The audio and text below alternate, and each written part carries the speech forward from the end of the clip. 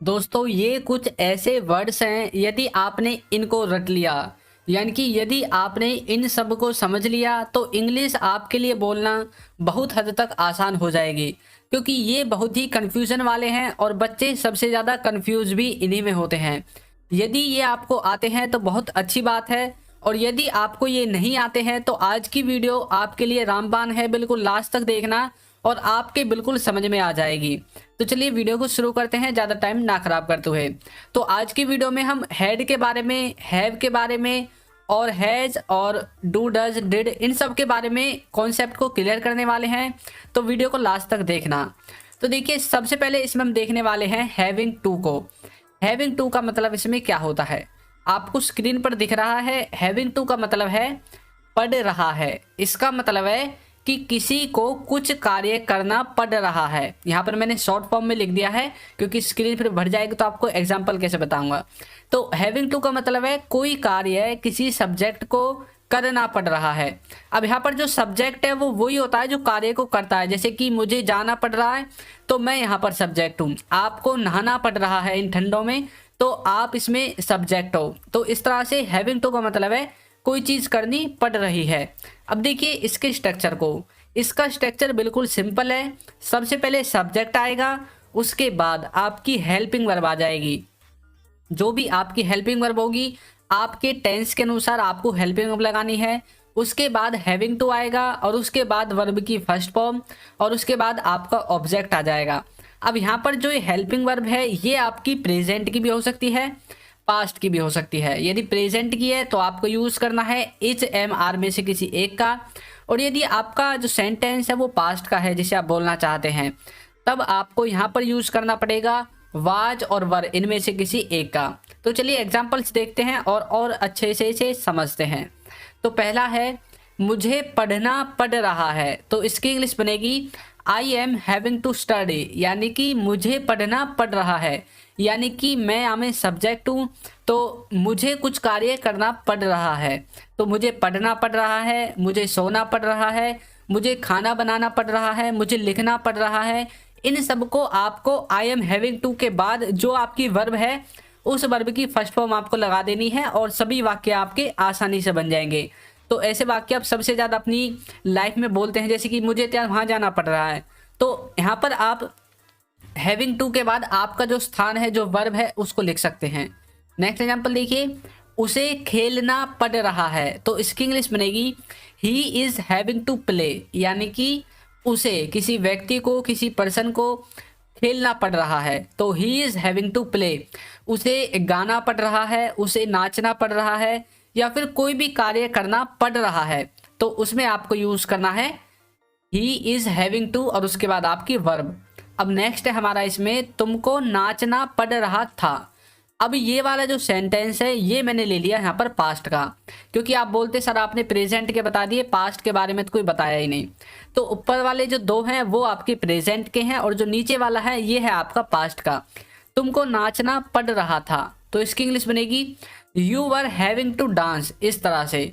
तो अब यहाँ पर आप पास्ट में, पास्ट की जो हेल्पिंग वर्ब होती हैं वाज और वर, इनमें से किसी एक का यूज करके अपने सेंटेंस को पास्ट में भी बना सकते हैं। जैसे कि मुझे पढ़ना पड़ रहा था तो यहाँ पर बोलेंगे I was having to study. उसे खेलना पड़ रहा था तो he was having to play. और तुमको नाचना पड़ रहा था ये आपका बना हुआ है you are having to dance. तो इस तरह से आप हैविंग टू को समझोगे कि कोई कार्य किसी सब्जेक्ट को करना पड़ रहा है या फिर करना पड़ रहा था। अब ये डिपेंड करेगा कि आपका जो वाक्य है वो किस टेंस में है। यदि वो प्रेजेंट में है तो पढ़ रहा है, पास्ट में है तो पढ़ रहा था। तो आज से आपको इसी को, इस तरह के सेंटेंसेस को बोलने के लिए यूज करना है। अब आपकी नेटिव लैंग्वेज कुछ भी हो, अब आपको इन्हें इंग्लिश में इस तरह से बनाना है। इसलिए मैंने इसमें जो इसका स्ट्रक्चर है वो स्ट्रक्चर भी लिख दिया है। अब जिन बच्चों को हिंदी समझ में नहीं आती है तो वो आवाज़ को सुनकर समझ सकते हैं, क्योंकि मैंने बहुत अच्छे से इसे समझा दिया है। तो चलिए नेक्स्ट देखते हैं। नेक्स्ट है इसमें हमारा हैड बीन। हैड बीन को लेकर भी कंफ्यूजन रहता है बच्चों में। तो देखिए हैड बीन का यूज यहाँ पर क्या है। हैड बीन का यूज है किया जा चुका था या फिर हो चुका था। यहाँ पर हम हैड बीन को देखेंगे पैसिव की तरह। जैसे कि आप पैसिव सेंटेंसेस बनाते हो उनमें आप यूज करते हो जो है ऑब्जेक्ट को, तो इसमें हम ऑब्जेक्ट का यूज करेंगे, सब्जेक्ट को हम इसमें दिखाएंगे ही नहीं, यानी कि जो काम होगा उसे ही बस दिखाएंगे। अब किया जा चुका था या फिर हो चुका था, अब देखिए ये सेंस कैसे निकलेंगे। उससे पहले मैं आपको एक बार इसके स्ट्रक्चर को दिखा देता हूं। तो स्ट्रक्चर में सबसे पहले ऑब्जेक्ट आएगा, उसके बाद आपको हैड बीन लगा देना है, और सबसे लास्ट में वर्ब की थर्ड फॉर्म। ये बिल्कुल जो है फिक्स है कि आपका जो पैसिव होगा उसमें आपकी वर्ब की थर्ड फॉर्म आएगी, ये बिल्कुल फिक्स बात है। फिर चाहे वो कोई सा भी टेंस क्यों ना हो, इंडेफिनेट हो, कंटिन्यूअस हो, कोई भी हो, सब में आपकी वर्ब की थर्ड फॉर्म आएगी। अब देखिए नेक्स्ट, काम को किया नहीं गया था, the work had not been done. अब काम को नहीं किया गया था, यानी कि यहाँ पर काम को करने वाला नहीं दिखाया गया, तो ये क्या है, ये पैसिव में है। The work had not been done, काम को नहीं किया गया था। इसी तरह से मतलब उसे भेजा नहीं गया था, उसे बताया नहीं गया था, उसे खाया नहीं गया था। तो ये जो सेंटेंसेस होते हैं इन सब को आप हैड बीन के द्वारा बना सकते हैं। तो आपको हैड बीन समझ में आ गया होगा। जरूरी नहीं है आप इसे नेगेटिव में ही बनाओ, आप इसे पॉजिटिव में भी बना सकते हैं, यानी कि अफर्मेटिव में, जैसे कि काम को किया गया था, इस तरह से। जरूरी नहीं है आप इसे नेगेटिव में बनाओगे। तो कैसे बोलोगे, काम को किया गया था, the work had been done, इस तरह से। नेक्स्ट देखिए, नेक्स्ट है मुझे घर भेजा गया था। अब भाई किसने मुझे घर भेजा था ये तो मैंने नहीं बताया, लेकिन हाँ उसने मुझे भेजा था, यानी कि उसका जो काम है वो उसने मुझ पर लगाया कि भाई उसने मुझे भेजने का काम किया, तो सब्जेक्ट गायब है। तो कैसे बोलेंगे, I had been sent to home, इस तरह से, या फिर I had been sent home. इस तरह से आप मुझे घर भेजा गया था को आसानी से बना सकते हैं। अब ये जो दोनों सेंटेंसेस हैं ये आपके पैसिव में है, जैसे कि मैंने आपको पहले ही बता दिया था। तो हैड बीन का मतलब होगा पैसिव में यूज करना है आपको इसको, और कोई काम किया जा चुका था या फिर हो चुका था, इस वाले सेंस में। तो चलिए नेक्स्ट देखते हैं, हैड टू। अब देखिए हैड के बारे में हमने कई कॉन्सेप्ट सीख लिए हैं, अब हम इसमें देखने वाले हैं हैड टू के बारे में। हैड टू का मतलब है करना पड़ा या फिर करना पड़ता था, ये दोनों ही आपके हैड टू के मतलब निकलेंगे। कोई काम आपको पास्ट में करना पड़ता था या फिर कोई काम आपको पास्ट में करना पड़ा। अब ये आपकी मजबूरी भी हो सकती है या फिर किसी के बहलाने फुसलाने से आप इस काम को जो है पास्ट में करना पड़ा या फिर करना पड़ता था, ये दोनों सेंस निकालेंगे। अब देखिए इसके स्ट्रक्चर के बारे में कुछ सीख लेते हैं। तो स्ट्रक्चर में सबसे पहले सब्जेक्ट आएगा, उसके बाद हैड टू आ जाएगा, और उसके बाद वर्ब की फर्स्ट फॉर्म, और उसके बाद आपका जो ऑब्जेक्ट है वो ऑब्जेक्ट आपका आ जाएगा। तो इस तरह से आपको हैड टू का स्ट्रक्चर बनाना है। अब यहाँ पर देखिए मुझे जाना पड़ा, तो इसकी इंग्लिश बनेगी आई हैड टू गो, मुझे जाना पड़ा। अब नेक्स्ट है इसमें उसे खेलना पड़ता था, तो कैसे बोलोगे, ही हैड टू प्ले। तो इसी तरह से मुझे जाना पड़ा, मुझे खाना पड़ा, मुझे सोना पड़ा, मुझे पढ़ना पड़ा, मुझे उठना पड़ा, तो उन सब को आपको आई हैड टू के बाद जो आपकी वर्ब है वहां पर आपको वर्ब को लगा देना है, जो भी कार्य आपको करना पड़ा या फिर जो भी कार्य आपको करना पड़ता था। इस तरह से, जैसे कि I had to play, I had to come, I had to sleep, I had to sing, I had to. अब जो आपको जो भी लगाना है उसको आप सबसे लास्ट में लगा दोगे। तो इस तरह से आप हैड टू का यूज करोगे। और एक बात मैं आपको बता दूं, ये जो आपका हैड टू है इसमें कोई भी लिमिटेशन नहीं है कि भाई ये फर्स्ट पर्सन के साथ आएगा या सेकंड के साथ आएगा या थर्ड के साथ आएगा। इसको आप जिसके साथ चाहो उसके साथ लगा सकते हो। He, she, it, I, we, you, they, these, सब के साथ आप हैड टू का यूज कर सकते हैं। इसमें कोई भी किसी के साथ लिमिटेशन नहीं है। तो चलिए नेक्स्ट देखते हैं। नेक्स्ट है इसमें हमारा हैड। अब हम सिंपल हैड को देखेंगे। अब तक हमने हैड टू, हैड बीन और इसी तरह के और भी देखे हैं, लेकिन अब हैड को देखेंगे। भाई अगर कहीं पर हैड ही आ जाए सिंपल तो हम उसे कैसे समझेंगे। तो देखिए हैड है, इसका मतलब है चुका था, गया था, ली थी, दी थी। ये तो मैंने सिर्फ आपको समझाने के लिए लिख दिया है। वैसे जो हैड है ये आपका पास्ट का जो परफेक्ट टेंस है उसमें यूज होता है। अब उस टेंस का यूज होगा जब कोई क्रिया हमने पास्ट में किसी क्रिया से पहले की थी, यानी कि जब कोई काम हमने पास्ट में किसी काम को होने से पहले कर दिया था। अब जैसे मैं आपको समझाने लगूं कि मान लीजिए ये मैंने लिखा हुआ है चुका था और ये लिखा है गया था। अब ये जो दोनों वर्ड है यहाँ पर मान लीजिए चुका था आपका फर्स्ट है और गया था आपका सेकंड है। तो ये जो है ना, ये फर्स्ट कार्य है, ये कार्य आपका सेकंड से पहले हो गया था। इस तरह से जैसे कि आप कई बार पढ़ते हो, डॉक्टर के आने से पहले मरीज मर चुका था, तो मतलब डॉक्टर के आने से पहले मरीज के मरने का काम हो गया था, मतलब पहले ही हो गया था। जैसे कि जब तक मैं तुम्हारे घर पहुंचा तुम वहां से जा चुके थे, मतलब मेरे पहुंचने से पहले आप अपने घर से ही जा चुके थे, मतलब घर से गायब हो गए थे, चले गए थे। तो हेड का वहां पर यूज होता है जब कोई कार्य होने से पहले कोई कार्य हो चुका था पहले ही, उस वाले सेंस में। यदि आप इन्हें हिंदी में वाक्य के लास्ट से समझना चाहते हैं तो सेंस आपके सामने है, चुका था, गया था, ली थी, दी थी, ये आपका सेंस निकलेगा। अब देखिए इसमें सबसे पहले सब्जेक्ट आता है स्ट्रक्चर में, उसके बाद हेड, उसके बाद वर्ब की थर्ड फॉर्म और उसके बाद आपका ऑब्जेक्ट आता है। इस तरह से आप इसे समझोगे। अब देखिए कैसे, वह आ चुका था, यानी कि मेरे वहां आने से पहले वो आ चुका था, तो कैसे बोलोगे, ही हैड कम। देखिए ये जो सेंटेंस है, वह आ चुका था, वह जा चुका था, इन्हें आप डायरेक्टली नहीं बोलते। जब कन्वर्सेशन चलती है तो उसमें कोई ऐसी बात होती है जिसके होने से पहले कोई चीज हो चुकी थी, तब आपको हैड का यूज करना है। अब देखिए नेक्स्ट, मैं जा चुका था, आई हैड गॉन। इस तरह से उसने खा लिया था, तो कोई लड़की है जिसने कोई खाना खा लिया था, छोटी बच्ची हो सकती है, तो शी हैड ईटन। इस तरह से कोई कार्य हो चुका था, हो गया था, ली थी, दी थी। जैसे कि मैंने बुक खरीद ली थी, तो I had bought a book. इस तरह से आप इसमें ली थी, दी थी वाले सेंस को भी यूज कर सकते हैं। जैसे कि उसने पैसे दे दिए थे, मैंने उससे किताब ले ली थी, वह वहां से निकल चुका था। तो इन सभी सेंटेंसेज को आप हैड के द्वारा बना सकते हैं आसानी से। तो चलिए अब नेक्स्ट देखते हैं। हैड आपके समझ में आ गया है, तो इसमें हमारा जो नेक्स्ट है वो है हैज़ और हैव। इनको भी कंफ्यूजन होता है बच्चों को समझने में। तो हैज़ और हैव आपका प्रेजेंट के परफेक्ट में यूज होता है, ये तो आपको पता है, लेकिन कैसे होता है वो आज आप सीख जाओगे। देखिए इसका जो स्ट्रक्चर है उसमें सबसे पहले सब्जेक्ट आता है, उसके बाद हैज़ और हैव, और उसके बाद वर्ब की थर्ड फॉर्म, और उसके बाद ऑब्जेक्ट। देखिए जो हैज़ और हैव है ये आपका हेड की तरह ही स्ट्रक्चर बनाएगा। जहां पर हेड लगता है वहां पर आपको हैज़ या हैव इन दोनों में से सब्जेक्ट के अनुसार किसी एक को लगा देना है। अब लेकिन ये सेंस कैसे बनेगा, वो पास्ट का बताता है, ये प्रेजेंट का बताएगा, बस इतना डिफरेंस है। देखिए चुका है, लिया है, ली है, दी है, या फिर दिया है, इस तरह के जो भी वर्ड्स होंगे उन सब में आपको हैज और हैव का यूज करना है। ये कार्य आपका प्रेजेंट में या तो खत्म हो चुका है या फिर प्रेजेंट में शुरू हो चुका है, इस तरह का भाव देंगे। अब देखिए कैसे भाव देंगे। और हाँ, ये जो हैज और हैव हैं ये आपके प्रेजेंट के परफेक्ट में यूज होंगे वर्ब की थर्ड फॉर्म के साथ। देखिए एग्जांपल, वह गया है, तो कैसे बोलोगे, ही हैज गॉन। वह गया है, ही हैज गॉन, इस तरह से।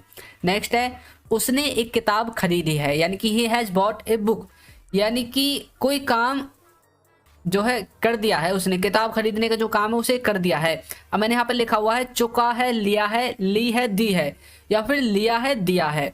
अब ली है या दी है, देखिए खरीदी है, दी है, इसमें दी है आ गया। यदि आप ऐसे समझोगे तो ऐसे समझ लो, या फिर कोई काम उसने खत्म कर दिया है भाई प्रेजेंट में, उस वाले सेंस को बताने के लिए हमें हैज और हैव का यूज करना है। नेक्स्ट है, उसने पैसे दे दिए हैं, तो कैसे बोलोगे, ही हैज गिवन मनी, उसने पैसे दे दिए हैं। तो इस तरह से कोई काम हो गया है खत्म या फिर कोई काम हो गया है शुरू, उन सब को आप हैज और हैव के द्वारा बना सकते हैं। जैसे कि मकान बनना चालू हो गया है और उसने ड्यूटी जाना, कंपनी जाना, ऑफिस जाना शुरू कर दिया है, तो ये कार्य हैं स्टार्टिंग के। और इसी तरह से मैंने खत्म होने के कार्य भी आपको बता दिए हैं और स्टार्ट वाले भी। उन दोनों में ही आपको हैज और हैव का यूज करना है, जो कि आपके अभी रिसेंटली खत्म हुए हैं या रिसेंटली शुरू हुए हैं, उन सभी कार्यों को बताने के लिए। अब नेक्स्ट इसमें हम देखेंगे हैज और हैव के साथ बीन का प्रयोग। देखिए जैसे हमने हैड बीन को देखा था पैसिव में, उसी तरह से हैज और हैव ये भी आपका पैसिव में ही यूज होगा, यानी कि कोई काम किया जा चुका है या फिर कोई काम हो गया है। इस वाले सेंस को बताने के लिए आपको हैज और हैव इनके साथ बीन का यूज करना है। अब कुछ बच्चे कंफ्यूजन में होंगे कि कहाँ पर हैज यूज होगा, कहाँ पर हैव यूज होगा, हमारे तो समझ में ही नहीं आता। तो देखिए हैज यूज होगा थर्ड पर्सन सिंगुलर के साथ, और हैव यूज होगा जितने भी थर्ड पर्सन सिंगुलर को छोड़कर जो भी बच जाता है सबके साथ आंख बंद करके हैव को लगा दो और उसके बाद बीन को लगा दो। अब देखिए कैसे लगाओगे वो तो मैं आपको स्ट्रक्चर से बताऊंगा। सबसे पहले ऑब्जेक्ट, उसके बाद हैज और हैव, इन दोनों में से कोई एक का यूज वो आपके सब्जेक्ट पर डिपेंड करेगा। उसके बाद बीन का यूज करना है और उसके बाद वर्ब की थर्ड फॉर्म। तो इस तरह से आपका स्ट्रक्चर कंप्लीट हो जाएगा। अब चलिए एग्जांपल देखते हैं। राम को भेजा गया है, तो कैसे बोलोगे? Ram has been sent, Ram को भेजा गया है। अब राम को किसने भेजा है ये तो पता नहीं है, तो मतलब पैसिव का है, मतलब राम पर वो कार्य करवाया है उसने, जिसने राम को भेजा है। नेक्स्ट है मुझे घर बुलाया गया है, तो I have been called home. तो कोई काम जो है किया जा चुका है, हो गया है, किसी ने किसी पर बोल दिया, थोप दिया कि भाई राम को भेजा गया है। कोई घर वाले बोल रहे हैं कि भाई जाकर दूध ले आओ, अब क्या बोलोगे? नहीं मैं नहीं जाऊंगा, मैंने छोटे भाई को भेज दिया है। अब आपने यहाँ पर अपना नाम तो ले दिया मैंने, लेकिन यदि आप अपने नाम को नहीं लोगे और बोलोगे छोटा भाई भेज दिया है दूध लेने के लिए, अब किसने भेजा है ये तो नहीं बताया गया। तो इसी तरह से राम को भेजा गया है खर की बोरी लेने के लिए या फिर कुछ भी काम करने के लिए। मुझे घर बुलाया गया है, अब किसने बुलाया है? मम्मी ने बुलाया है, पापा ने बुलाया है, या फिर किसी और के घर बुलाया है। कोई दोस्त हो सकता है, उसको उसके बारे में आप बताना नहीं चाहते और सिर्फ बोले यार मुझे भी वहां पर बुलाया है। किसी का जन्मदिन की पार्टी है तो वो बोल रहा है आपका दोस्त तुम वहां पर क्यों जा रहे हो, तो आप बोल रहे मुझे भी बुलाया गया है। तो आपने उसका नाम नहीं लिया दोस्त का, सिर्फ बोल दिया मुझे बुलाया गया है, तो I have been called home. इस तरह से आप हैज और हैव इनके साथ बीन का यूज कर सकते हैं। तो चलिए नेक्स्ट देखते हैं। नेक्स्ट जो है ये पैसिव में है, ये तो आपको पता ही है। अब नेक्स्ट है हमारा डू डज। डू डज का यूज कहाँ पर होगा? इसका यूज होगा कोई कुछ नहीं करता, करती, करते। अब इसका क्या मतलब है? इसका मतलब है कि भाई सीधी भाषा में मैं बोलूँ तो डू और डज का यूज होगा प्रेजेंट के इंडेफिनिट के नेगेटिव सेंटेंसेज में। यानी कि कोई काम नहीं करता है, मैं स्कूल नहीं जाता हूँ, वो खाना नहीं बनाती है, मैं पढ़ता नहीं हूँ, वो लिखती नहीं है। तो ये जो कार्य है जो डेली बेसिस पर कोई नहीं करता है, उन सब को बताने के लिए डू और डज इनमें से किसी एक का यूज होगा। डज यूज होगा जहां पर आपका हैज यूज होता है, यानी कि थर्ड पर्सन सिंगुलर के साथ, और डू यूज होगा बच्चे कुछ सब के साथ, यानी कि जहां पर हैव का यूज हम करते हैं। तो स्ट्रक्चर देखिए, सबसे पहले सब्जेक्ट, डू और डज में से कोई एक, उसके बाद नॉट और वर्ब की फर्स्ट फॉर्म और ऑब्जेक्ट। ये बात हमेशा याद रखना, जो डू और डज हैं इनके साथ हमेशा वर्ब की फर्स्ट फॉर्म ही आएगी। अब चलिए देखते हैं एग्जाम्पल। वह नहीं जाता है, ही डज नॉट गो, मतलब कोई काम नहीं करता है। मैंने बोला था आपको आप नहीं देखते, तो मतलब हम किसी को बोल रहे हैं कि भाई आप टीवी नहीं देखते, मैं उसे पूछ नहीं रहा, उसे बता रहा हूं, तो कैसे बोलोगे? यू डू नॉट वॉच, यानी कि आप नहीं देखते। नेक्स्ट है क्या वे नहीं जाते। अब यहाँ पर हम पूछ रहे हैं तो यू होगा डू दे नॉट गो, क्या वे नहीं जाते। तो इस तरह से आप डू और डज का यूज कर सकते हैं। तो आपको समझ में आ गया होगा, कोई काम करता या फिर नहीं करता। अब ये वाला जो सेंस है ये आपको यूज करना है प्रेजेंट इंडेफिनिट वाले टेंस के सेंस के रूप में। अब देखिए ये जो डू और डज हैं ये कई बार हमें मेन वर्ब के रूप में मिल जाते हैं, यहाँ पर तो हेल्पिंग वर्ब के रूप में। कई बार ऐसे हो जाते हैं कि वह काम करता है तो ही डज वर्क, इस तरह से मिल जाता है। तो यहाँ पर ये हेल्पिंग वर्ब नहीं होगी, यहाँ पर ये होगी मेन वर्ब की तरह। तो नेक्स्ट है हमारा इसमें डिड। डिड का मतलब है किसी ने कुछ नहीं किया, पास्ट में किसी ने कोई कार्य नहीं किया, उस कार्य को बताने के लिए आपको डिड का यूज करना है। अब देखिए कैसे यूज करोगे। सबसे पहले सब्जेक्ट, उसके बाद डिड, उसके बाद नॉट, उसके बाद वर्ब की फर्स्ट फॉर्म और उसके बाद ऑब्जेक्ट। अब देखिए गौर करने वाली बात यह है डू डज और डिड इनमें एक चीज सिमिलर है कि इनके साथ वर्ब की फर्स्ट फॉर्म ही आएगी, और ये तीनों हमेशा नेगेटिव में ज्यादातर यूज होंगे। यदि आप इनको हेल्पिंग वर्ब की तरह यूज करोगे, या तो नेगेटिव में यूज होंगे या फिर इंटरोगेटिव में यूज होंगे या फिर इंटरोगेटिव नेगेटिव मिक्स दोनों में यूज होंगे, इनके अलावा यूज नहीं होंगे। और सिर्फ ये उनमें यूज होते हैं जिनमें आप प्रभाव से बोलते हो, जैसे कि जोड़ जमा कर बोलते हो। वह जाता तो है, वह करता तो है, उसने खाया तो है। तो कोई कार्य करता तो है, जाता तो है, किया तो है, उस वाले सेंस में भी आप इनका यूज कर सकते हैं। उसके ऊपर यदि आपको वीडियो चाहिए स्पेशल तो मैं आपको बनाकर दे दूंगा, आप कमेंट बॉक्स में मुझे बता सकते हैं। अब देखिए एग्जाम्पल, वह नहीं गया, यानी कि ही डिड नॉट गो, वह नहीं गया। ही डिडंट को भी बोल सकते हैं, डिड नॉट को भी बोल सकते हैं, जो आपको अच्छा लगे, आपके मुंह पर जल्दी से आ जाए उसे आप बोल दीजिए। नेक्स्ट है आपने नहीं देखा। अब बहुत सारे बच्चे हैं, उनमें से एक बच्चा रह गया, सबने तो चॉकलेट खा लिया, फिर टीवी वगैरह देख लिया। अब आप बोल रहे हैं सबने तो देख लिया, आपने नहीं देखा, यू डिड नॉट वॉच, इस तरह से। नेक्स्ट है क्या वे नहीं गए, डिड दे नॉट गो। इस तरह से आपको डिड का यूज करना है पास्ट के इंडेफिनेट के नेगेटिव वाले सेंटेंसेस को बनाने के लिए। तो आपको डिड भी अच्छे से समझ में आ गया होगा कि डिड का यूज हम कहाँ कहाँ पर करते हैं। तो दोस्तों आपको वीडियो कैसी लगी है जरूर बताइएगा, और यदि आपका कोई और डाउट है तो उसे भी आप हमें बता सकते हैं। और यदि आप हमारे चैनल पर नए हैं तो चैनल को सब्सक्राइब कर दीजिए, वीडियो को लाइक कर दीजिए, और एक अच्छा सा कमेंट करना बिल्कुल ना भूलें। आज की वीडियो में इतना ही, मिलते हैं किसी नेक्स्ट वीडियो में, तब तक के लिए थैंक यू।